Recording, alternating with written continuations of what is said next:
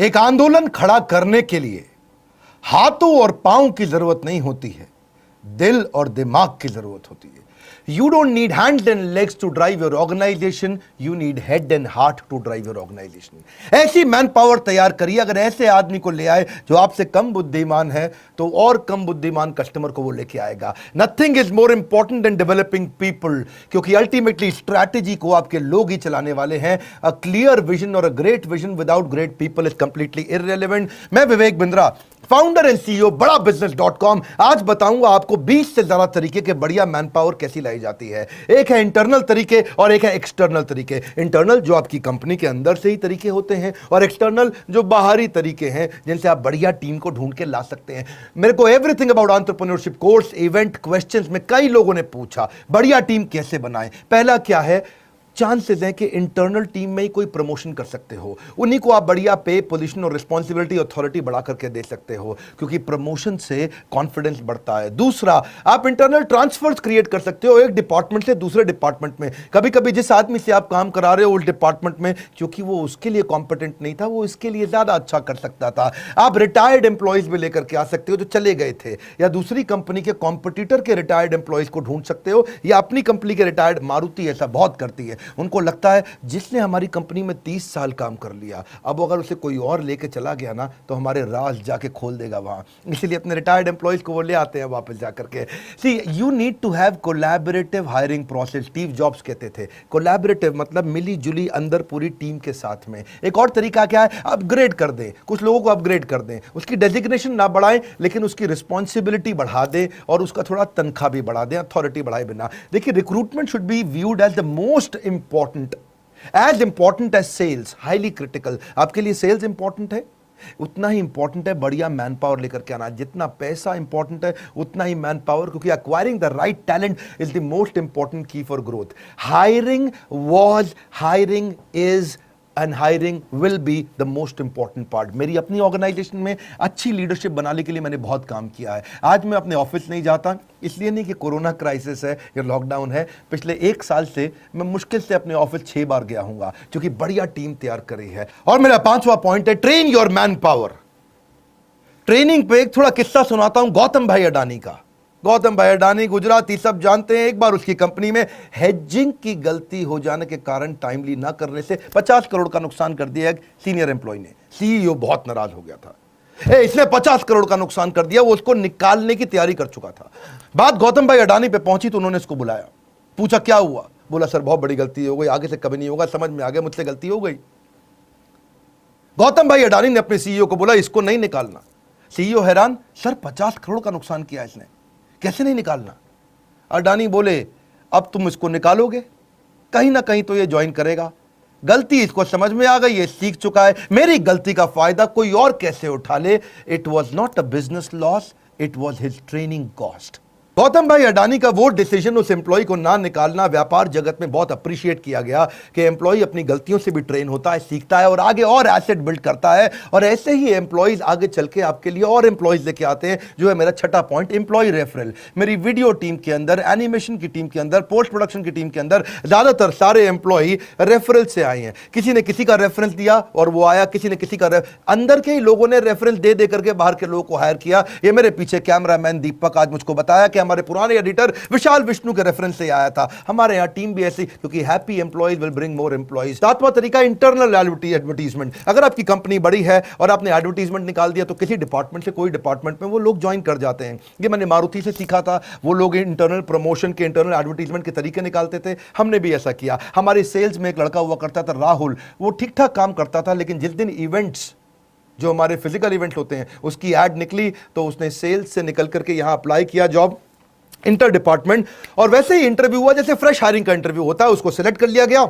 जब से वो इवेंट्स में आया बहुत अच्छा काम करने लगा। Smartest business decisions you can make is to hire qualified people. बढ़िया आदमी को लेके आना आपके बिजनेस का सबसे अच्छा डिसीजन होता है। याद रखिए, सस्ता आदमी बाद में ज्यादा महंगा पड़ता है, वो कॉस्टली पड़ता है, डिसरप्टिव पड़ता है और टाइम बहुत वेस्ट कर जाता है। इसीलिए ये सबसे महंगी गलती होती है, गलत आदमी को लाना। रिक्रूटमेंट मुश्किल है, मैं मानता हूं, ये इतनी मुश्किल है कि जैसे खेत के अंदर सुई ढूंढना। खेत में सुई कैसे ढूंढोगे, क्योंकि ये है इतना इंपॉर्टेंट काम। प्रीवियस एप्लीकेंट पे भी फोकस करो। कई बार पहले इंटरव्यू देके लोग जा चुके थे और उनका रिज्यूमे अभी तक पड़ा हुआ है, आपने जवाब नहीं लिया या उस समय डिसीजन नहीं लिया, उस समय वो आदमी काम नहीं आता। तो पुराने लोगों पे ध्यान दें। और अगर आपकी बड़ी ऑर्गेनाइजेशन है और आपकी ऑर्गेनाइजेशन में किसी एम्प्लॉय का देहांत हो गया है तो उसकी पत्नी, उसका बच्चा या उसके पिता को भी आप नौकरी का अवसर दे सकते हो, क्योंकि आप जब फाइनेंशियली इन्वेस्ट करते हो ना लोगों के अंदर, तो वो आपकी कंपनी में इमोशनल इन्वेस्टमेंट करना शुरू कर देते हैं, याद रखिएगा। एंड ऑल्सो ये भी है कि किसी गलत आदमी को, don't hire people who are coming for salary, hire people who are coming for the love of the job. ऐसे लोग जो काम को प्रेम करते हो। फिर आप कुछ ट्रेनीज भी लेके आ सकते हो, मैनेजमेंट ट्रेनी, उनको ही एब्जॉर्ब कर लो, क्योंकि मैनेजमेंट ट्रेनी भी क्या है, अगर आपने the competition to hire will going to increase. आने वाले समय में कंपनीज एक्स्ट्रा फैसिलिटी देंगी अच्छे लोगों को हायर करने के लिए। आपको क्या समझना है, अगर आपको अच्छा आदमी मिल जाता है तो उसको ले लो, उसके लिए जगह बन जाएगी। बढ़िया मैन पावर जो बहुत इंटेलिजेंट इंटेलेक्चुअल है उसको ले लो। See the way you treat your employees is the way they will treat your customers. क्योंकि अगर आपने ऐसा आदमी ले लिया जिसको बहुत माइक्रो मैनेज करना पड़ रहा है, बहुत टाइटली मैनेज करना पड़ रहा है, बार बार उसको कहना पड़ रहा है ठीक से करे, ठीक से करे, ठीक से कर, इसका मतलब आपने हायरिंग के समय में गलती कर दी थी। एनीवेज ये इंटरनल तरीके थे। अब एक्सटर्नल तरीके क्या है, बाहर से कैसे लाएं? सबसे आसान तरीका मैनेजमेंट कंसल्टेंट या एम्प्लॉयमेंट एजेंसी से बात कर लो। वो लोग आपसे क्या है 8% लेते हैं उसकी तनख्वाह का, 12% भी लेते हैं और कहीं 15% भी लेते हैं, डिपेंडिंग ऑन आपको कैसा एजेंसी मिलता है और कितनी मुश्किल मैन पावर ढूंढनी पड़ जाती है। या पब्लिक एडवर्टीजमेंट जिसके बारे में जानते हैं, इसकी कहीं लोकल एरिया के अंदर सस्ती एडवर्टीजमेंट भी होती है जहां से काम चल जाता है। शुरू में जब मैंने अपना काम शुरू किया था तो भी पब्लिक एडवर्टीजमेंट के थ्रू ही मैं लोग लेके आता, अखबार में छोटी ऐड डालती थी, दिन भर में 100 लोग इंटरव्यू देने आ जाते थे, काम के लोग मिल जाते थे। या फिर कैंपस इंटरव्यू करो, कॉलेजेस में जाओ, बी ग्रेड कॉलेज में जाओ, वहां से आप बी ग्रेड कॉलेज का ए ग्रेड आदमी उठा के ले आओ, सस्ता पड़ता है आपको। ए ग्रेड कॉलेज से बी ग्रेड आदमी लेना भी महंगा पड़ता है, यानी कि आईएम में जाओगे वहां पे ए ग्रेड कॉलेज तो है लेकिन उनका बी ग्रेड आदमी भी बहुत महंगा पड़ेगा। आप किसी बी ग्रेड कॉलेज में जाओ, उनका ए ग्रेड आदमी लेके आओ, आपको सस्ता मिल जाएगा। ढूंढिए इस तरह से आप कैरेक्टर को हायर करो, स्किल उसको अपने आप ट्रेन कर दोगे। एटीट्यूड को हायर करो, एक्सपीरियंस आप उसको अपने आप दे दोगे। बढ़िया आदमी मिल जाए तो उसको ले लो। प्रोफेशनल एसोसिएशन में जाओ, बहुत सारी इंडियन मेडिकल एसोसिएशन भी हायरिंग कराने में मदद करती है, इंस्टीट्यूट ऑफ इंजीनियर्स भी है और कई ऐसी प्रोफेशनल एसोसिएशंस हैं जहां पे कहीं ना कहीं उनके पास रेज्यूमेज रहते हैं। हेड हंटिंग बड़ा अच्छा तरीका है, पांचवा तरीका, यानी कि अपने कंपटीशन को देखो। अगर कोई बड़ा कंपटीटर है आपका तो वहां की हेड हंटिंग करा लो, पोचिंग करा लो। आपको समझ में आया कि मुझे फलाना कंपनी फ्लिपकार्ट का प्रोडक्ट हेड चाहिए, तो आप अपने एचआर हेड को समझा दो कि ढूंढ ढांड के इसके रिज्यूमे लिंक्डइन से वहां पहुंच और केवल उसको फोन कर, मुझको वही आदमी चाहिए। देखिए एक बात समझिए, बढ़िया तनख्वाह बढ़िया आदमी के लिए देनी पड़ जाती है आपको अगर आपको हेड हंटिंग करानी है। I don't pay good wages because I have lot of money. सुनिए मेरी बात को, मैं ज्यादा तनख्वाह इसलिए नहीं देता क्योंकि मेरे पास पैसा ज्यादा है, मेरे पास आज ज्यादा पैसा इसलिए है क्योंकि मैंने ज्यादा तनख्वाहें दी थी। इसका अर्थ क्या हुआ, अच्छे आदमी को अच्छी तनख्वाह दोगे वो आपको कमा करके देगा। ऐसा नहीं है कि आपके पास पैसा ज्यादा इसलिए ज्यादा तनख्वाह देते हो। देखिए अगर आप मूंगफली खिलाओगे तो बंदर अपने आप आ जाएंगे। रिक्रूटमेंट एक मार्केटिंग है, ये एक तरीका है। जैसे सेल्स एक मार्केटिंग होती है, ऐसे ही हायरिंग भी एक मार्केटिंग होती है। आपको अपनी कंपनी की तारीफ करनी पड़ती है, समझाना पड़ता है कितनी जबरदस्त ऑर्गेनाइजेशन है। अगर आप एचआर में हैं और आप मार्केटिंग की तरह नहीं सोचते हैं, सेल्स की तरह नहीं सोचते हैं, तो आप गलत प्रोफेशन के अंदर चले गए हैं। लेबर यूनियन भी वैसे छठा तरीका है जहां से आप हायरिंग कर सकते हो। नेपोटिज्म आजकल बहुत चलता है, अपने ही परिवार से लेकर के आओ। जैसे वो यादव परिवार है हमारे यूपी में, वहाँ सबके सब लोग इलेक्शन लड़ते हैं, वहाँ सबके सब आते हैं क्योंकि पूरा परिवार उनका फैल गया है। ऐसे ही फैमिली रन बिजनेस के अंदर भी होता है कि आप अपने ही परिवार में से कोई काम का आदमी ढूंढ करके उसको आगे बढ़ाते हो। Casual caller walk in outside the office advertisement से भी चलता है। जैसे अपने ऑफिस के जस्ट बाहर कुछ एडवर्टीजमेंट पोस्टर वगैरह लगा दिए। कुछ कॉल सेंटर्स में मैं देखता हूं अपने ऑफिस के बाहर बड़ा बोर्ड हमेशा लगा रहता है, यानी कि हर दिन कोई ना कोई कैजुअल कॉलर या वॉक इन आता रहता है, अपना सीवी देता रहता है और इंटरव्यू चलता ही रहता है। सोशल मीडिया और ई रिक्रूटमेंट पे कई बार मैंने देखा कुछ ऑर्गेनाइजेशन ध्यान नहीं देती हैं। अपने वेबसाइट पे करियर का क्लियर ऑप्शन दीजिए और सोशल मीडिया में बार बार बताइए, उससे आपको ई स्क्रीनिंग और ई रिक्रूटमेंट अच्छा तरीका है। फिर एक तरीका क्या है, एक्विजिशन एंड मर्जर। कोई अगर आपको ऐसी कंपनी दिख रही है जो कंटेंट बढ़िया बनाती है और आपको वहां के कुछ कंटेंट डेवलपर चाहिए, उसकी जगह कंपनी के मालिक से बात करिए, तेरी कंपनी में कितने आदमी हैं? बोले मेरी कंपनी में 25 आदमी हैं, मुझे सारे 25 आदमी दे दे, अपनी कंपनी बेच दे, मैं इनसे सबसे काम करा लूंगा। तो 25 के 25 आदमी पूरे इंटेलिजेंट, पूरे ट्रेंड आपको मिल गए।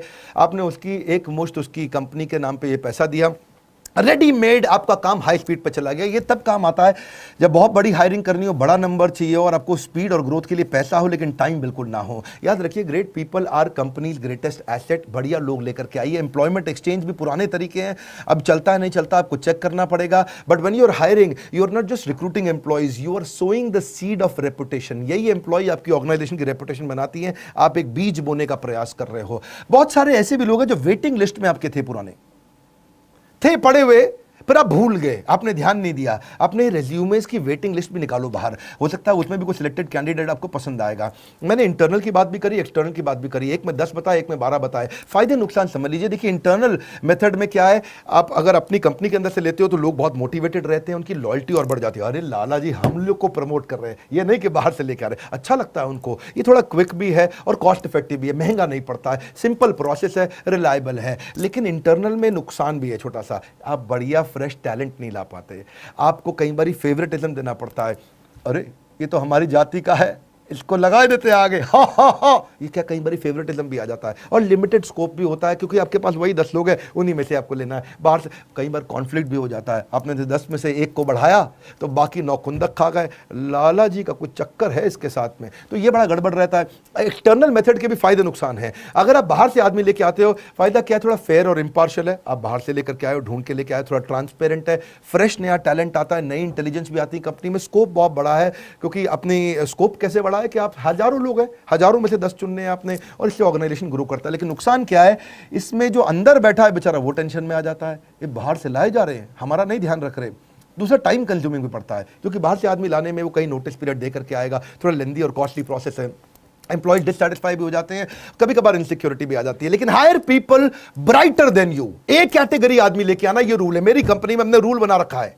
अपने एचआर को मैंने बोला हुआ है, आज मेरी फैमिली लगभग 1,500 से 2,000 एम्प्लॉइज और हमारे चैनल की हो गई है, और हेड ऑफिस के अंदर भी, दिल्ली के अंदर भी 400 आदमी बैठते हैं। रूल क्या है, एक कैटेगरी एम्प्लॉय चाहिए, एक कैटेगरी एम्प्लॉय चाहिए। दिमाग में घुसा दिया है। अपने से ज्यादा बुद्धिमान आदमी लेकर क्या, और उसके रास्ते से बाहर हो जाओ, उसके बाद वो काम करके दिखाएगा। Satisfied employees will get more customers will mean more profitability. वैसे मैंने आजकल यूट्यूब पे ही काफी बिजनेस कंटेंट फ्री में देना शुरू किया है, अच्छा लगता है तो मुझको जरूर बताइएगा। एवरीथिंग अबाउट एंटरप्रेन्योरशिप में हमने एचआर से संबंधित सारे टॉपिक्स कवर किए हैं। एम्प्लॉय को रिटेन कैसे किया जाता है, सक्सेशन प्लानिंग, अगला टीम कैसे डेवलप करें, इसको लीडरशिप इन पाइपलाइन बोलते हैं। हाई परफॉर्मेंस कल्चर कैसे आता है, रिक्रूटमेंट, हायर करने का प्रोसेस क्या है, मैनेजरियल एफिशिएंसी, कम आदमी से ज्यादा काम कैसे कराएं, कॉम्पेंसेशन एंड बेनिफिट, तनख्वाह के स्ट्रक्चर कैसे होते हैं, training and development, on boarding का प्रोसेस क्या रहेगा, रिवॉर्ड्स कैसे दिए जाते हैं, ईसॉप एम्प्लॉय को शेयर होल्डर अगर बनाना हो 1% 2% कैसे बनाते हैं, जॉब डिस्क्रिप्शन ईए का, पीए का, डिपार्टमेंट हेड्स का कैसे बनाते हैं, रिव्यू कैसे करें, उनके परफॉर्मेंस को पढ़ें कैसे, एग्जीक्यूशन एक्सीलेंस, स्पीड कैसे लाएं, केआरए और केपीआई के इंडिकेटर कि उनके भाई स्कोर बोर्ड आपको बनाना पड़ेगा, सेल्फ कोचिंग का डायरी तैयार करें, एम्प्लॉइज को ही एंटरप्रेन्योर या इंट्राप्रेन्योर कैसे तैयार करें। बात बड़ी सरल है, हम कंटेंट में डेप्थ देते हैं। आज सारे एमबीए कॉलेजेस और यूनिवर्सिटीज अब हमारे साथ पार्टनर करने लगे हैं, क्योंकि वो जानते हैं मैनेजमेंट का प्रोग्राम आज बड़ा बिजनेस से पावरफुल कोई नहीं देता, कंज्यूमर रेलेवेंस पे फोकस करते हैं। हमारे साथ जुड़े रहने के लिए नीचे कमेंट बॉक्स में बताने के लिए कि बिजनेस का और कौन सा टॉपिक अटेंड करेंगे, सब्सक्राइब दुनिया भर में करने और करवाने के लिए, वर्ल्ड का नंबर 1 एंटरप्रेन्योरशिप यूट्यूब चैनल बनाने के लिए आपका हृदय की गहराइयों के साथ हाथ जोड़ के धन्यवाद।